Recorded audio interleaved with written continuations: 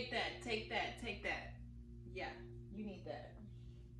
Because 9 times out of 10, if you're watching this video, you are trying to figure out how to let him go. And I'm gonna sit up closer to you so we can talk, sis. Because I know it's not easy, and I've been there multiple times. I actually have been so stuck on a man, a guy, boy, no shade. But I've been so stuck on someone to the point where it really affected my whole life and like my mental health. Like I thought my whole life was over, didn't even want to live. Like it was bad. It was bad. So I really had to learn how to let him go. And you do too. And like I said, I know it's hard. So that's why I'm here to talk to you today. I made a couple points. I wrote them down so that I don't go over my limit here. I really try to keep my videos kind of short and sweet, but I just am very long-winded when I speak, so it's hard. But either way, let's just jump into it. Let him go. Let him go. Out of sight, out of mind. Block him. Block him. I know for me, before I did my healing, I used to like feel like, oh, I want him to see me looking good. I want him to see me thriving. I want him to regret what he lost. He doesn't care. He literally doesn't care. Now, there comes a time when he does care, but by that time you have done or you should have done enough of your healing that it's like, boy, fuck you. Okay, fuck you. Me personally, I believe in divine intervention, and as for us as women, guys are distractions for us a lot of times, and spirits sometimes use men to get to us. Not even sometimes, a lot of times. So if it doesn't work out with a guy, I don't try to make it work. I just let that thing go because I know that that's my ancestors, my spirit team stepping in, divine intervention, getting me away from that spirit that doesn't align with who I am and just what I'm supposed to be doing here. Um, so yeah, but either way, out of sight, out of mind. Block him from all everything. Block him on all social media platforms. Block his number.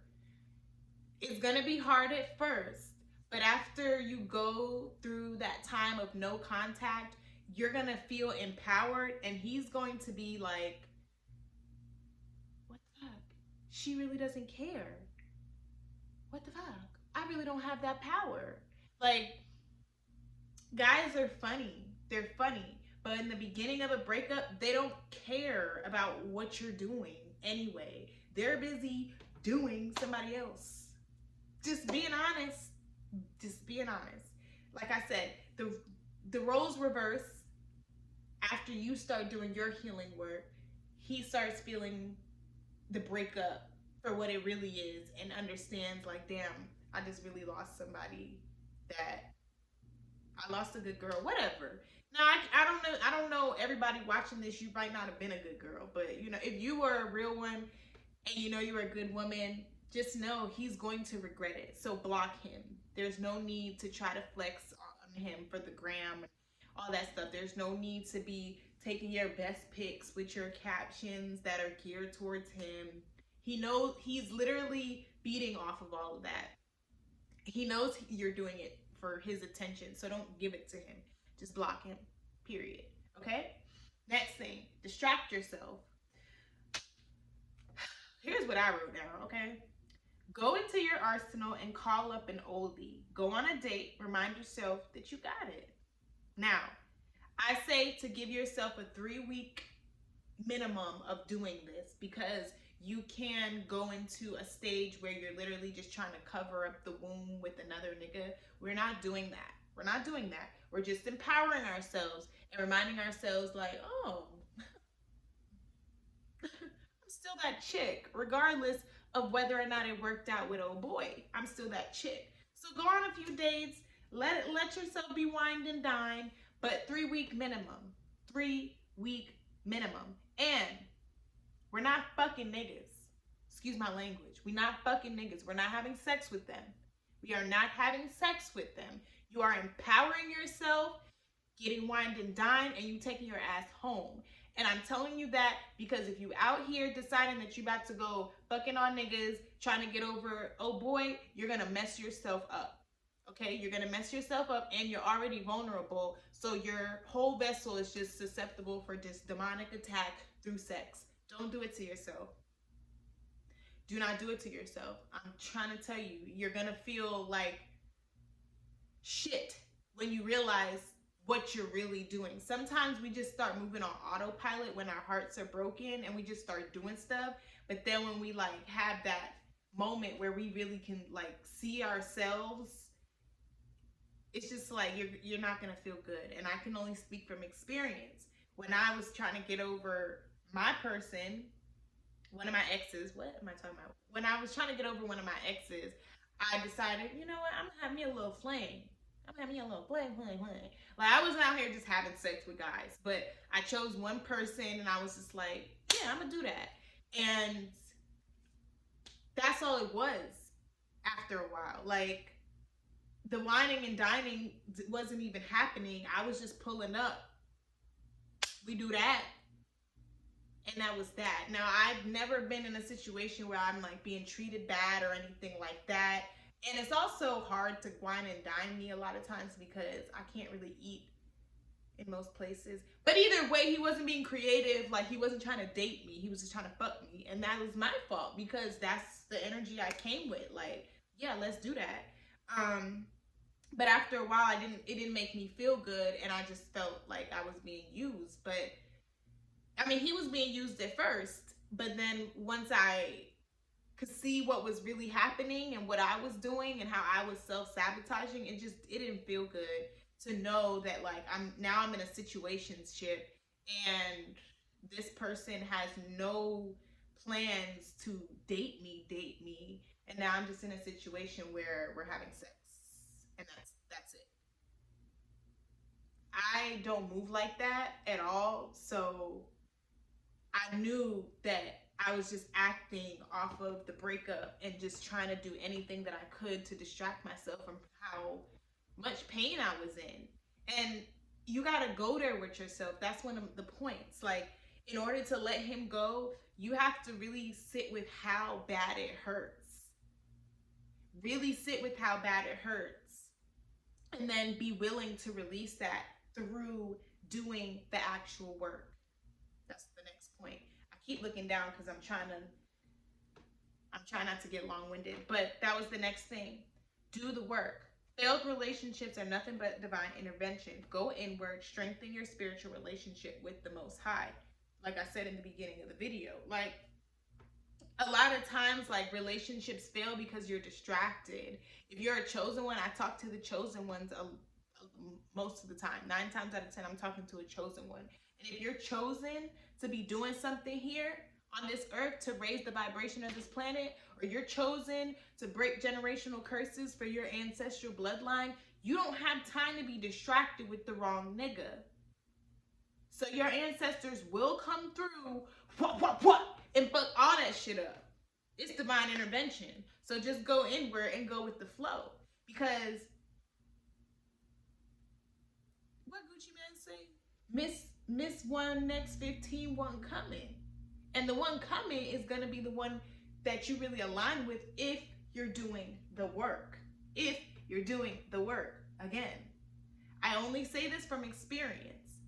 Now, when I was in the situationship that I was talking to you guys about, I had convinced myself that I had found the next person for me because I wasn't really doing the work. So although it was a situationship and we were mostly intimate, he also had a lot of qualities that I was looking for in a guy.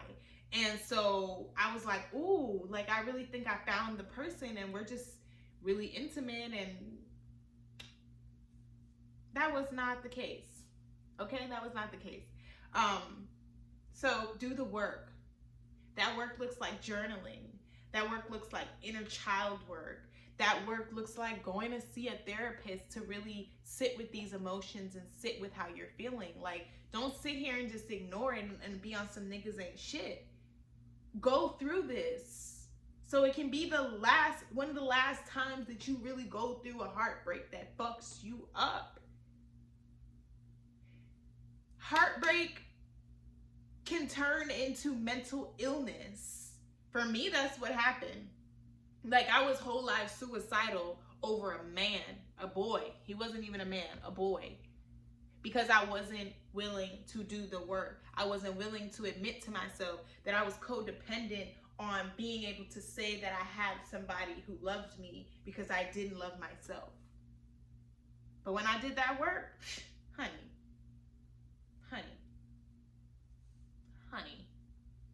do I look like I have trouble getting a dude? Like, I'm not even trying to be funny right now. Do I look like I have trouble getting a dude? No, I don't. But I had trouble getting the man for me. And now my partner that I have now, that's my homie. That's my best friend. I can literally be my whole self. But I'm not codependent on him. And if for some reason we don't work out, my whole world is not going to come crashing down on me because I know myself and I really did the work. Next point, figure out why you stayed when you saw the signs. 9 times out of 10, you saw the signs of this not working out, but you still stayed. For me, it's codependency. And us as women, a lot of us, we are codependent for a number of different reasons. It could be daddy issues, it can be mommy issues, it can be both, PTSD, childhood trauma, whatever. But for some reason, you feel like your worth is attached to a man, a boyfriend, a partner, whatever you call that. But you don't feel worthy unless you have that. And that's not okay. For me, my ex, the one that, well, I've had to get over 2 exes, and it was really hard. Two exes. One was a fucking narcissist, and then the other one, like, that I don't know. It was just really hard. I just thought we were gonna get married, and then we're not getting married, and like, why? Literally, that was me for like almost 2 years. Not even lying. Now, I wasn't crying every day for 2 years, but I was really literally crying every day for like maybe 7 to 8 months. And then after a while, I was like, get your shit together. You're ridiculous. But it still was like on my heart, and all of my actions were based around me trying to get over this nigga. But then when I was doing the work, I realized, like, girl, why did you even stay as long as you did? There were signs of him cheating on you, and you stayed because you didn't love yourself, and he was fine. So your relationship looked good on the gram. All of that. Do the work. Sit with yourself and figure it out. Because that's going to help you let him go. When you really sit down and write down all the shit that he's done to you. Why would you even stay with somebody like that, sis? Come on now. Come on now. He's not even fighting for you, sis. Come on now. What are you sad for?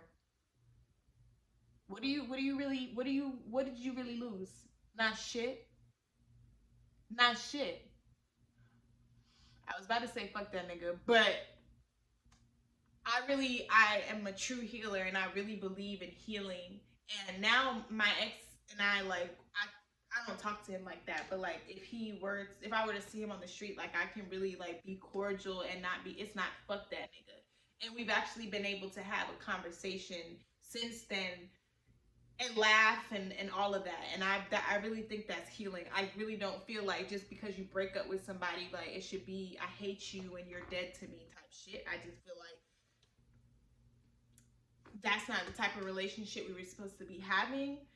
Depending on what transpired with the breakup, you may or may not be able to stay in my life. For me, them niggas ain't staying in my life because y'all niggas really fought me over. mentally, physically, emotionally, like, nah, we ain't doing it. But for some people, like, y'all might have a mature conversation and you might come to the conclusion that you guys can still be friends. For me, mm-mm. That just opens up the line for unnecessary sex, unnecessary conversation about possibly getting back together. And most of the time, he's not really interested in getting back together. He just wants to make sure that you still care about him. Don't set yourself up for the kill, sis. All right? So I'm gonna read these points one more time, and then I'm gonna end this, and I will maybe do another video in more detail, or if that's what y'all want, I don't know. But I just felt like I needed to say these words, and I needed to make this video. So out of sight, out of mind. Block him. No questions about it. Block him. I don't care how fine you've been looking these days. Oh well, he doesn't need to see it. He's going to be going crazy at the fact that he's even blocked and you really aren't trying to reach out to him. That shit's going to fuck with him. Let that empower you, okay? Distract yourself. Go on a couple dates. Remind yourself that you still got it. We're not having sex with niggas, though. That's not what we're doing, okay? Do the work. Figure out why you stayed. Figure out why you were codependent. Figure that out. The sooner you do the work, the sooner you heal, the sooner you're happy again, the sooner you can attract the person for you. But remember, you're not doing the work to attract, well, I can't say remember because I didn't say this already, so I'm telling you this. You're not doing the work to attract somebody else. You're doing the work for you so that you can learn to be all of the love that you need, so that the person that comes in compliments you. They're not filling whatever hole you need to still be filled because, oh boy, and you didn't work out. Okay? Let him go. Let him go. Lean into your self-love walk. Lean into your healing. Your ancestors are trying to contact you. And 9 times out of 10, they fuck up all that shit you dealing with that nigga so that you can focus. Okay? I love you, I love you, I love you. OG Goddess Blaze.